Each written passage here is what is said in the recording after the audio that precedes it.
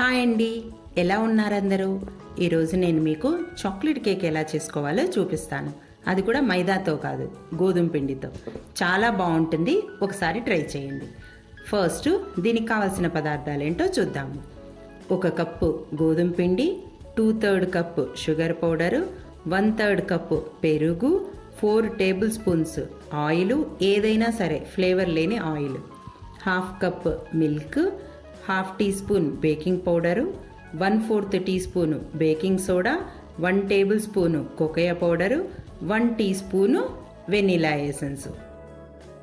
First మనము గోధుమ పిండి, baking powder, baking soda, cocoa powder అన్ని డ్రై ఇంగ్రీడియంట్స్ని కలిపి పాసిబుల్ హైట్ నుంచి 2-3 టైమ్స్ జల్లెడ పట్టి పెట్టుకోవాలి. ఆ తర్వాత ఒక గిన్నెని దేనైనా తీసుకొని దానికి ఆయిల్ అప్లై చేసి బటర్ పేపర్ వేసి పౌడర్తో డస్ట్ చేసి కేక్ టిన్ని రెడీ చేసి పెట్టుకోవాలి.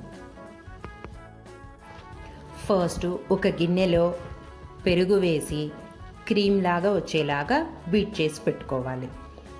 తర్వాత దాంట్లో షుగర్ పౌడర్ వేసి 2 కలిసేలాగా మళ్ళీ ఒకసారి బీట్ చేసుకోవాలి. దాంట్లో ఆయిల్ వేసి ఇంకొకసారి బీట్ చేసుకోవాలి. తర్వాత వెనీలా ఎసెన్స్ వేసి మొత్తం నీట్గా కలిసేలాగా క్రీమ్ లాగా వచ్చేలాగా బీట్ చేసి పెట్టుకోవాలి.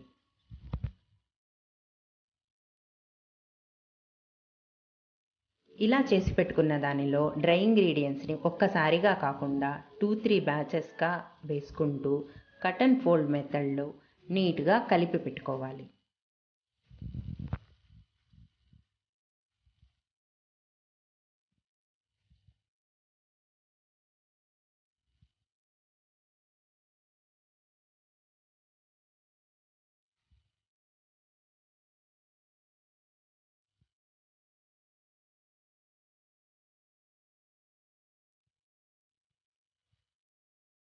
ఇలా కలుపుకున్న తర్వాత దానిలో కొంచెం కొంచెంగా పాలు పోసుకుంటూ రిబ్బన్ కన్సిస్టెన్సీ వచ్చేలాగా చూసుకొని కేక్ బ్యాటర్ని నీట్గా కట్ అండ్ ఫోల్డ్ మెథడ్లో కలిపి పెట్టుకోవాలి.